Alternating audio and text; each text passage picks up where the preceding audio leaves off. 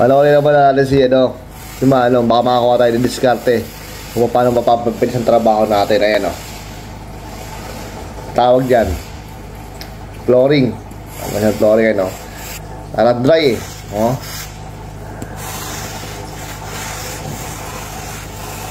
May edad na to. Tingin ko yung sa edad na to ni Manong. Mga ano na to, 65, ganyan, 60. Pero, alam mo oh. Ngayon lang siya magano, walang batak-batak na tansi oh. Bara lang din. Oh. Galing no? Kitag-aalo lang siya dyan, isa. O yun o. Nasaan yan? Ayun.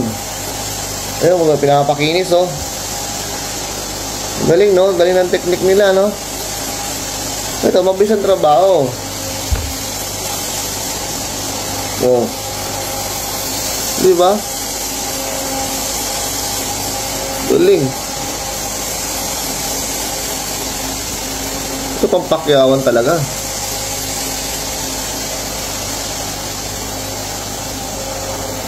Oh.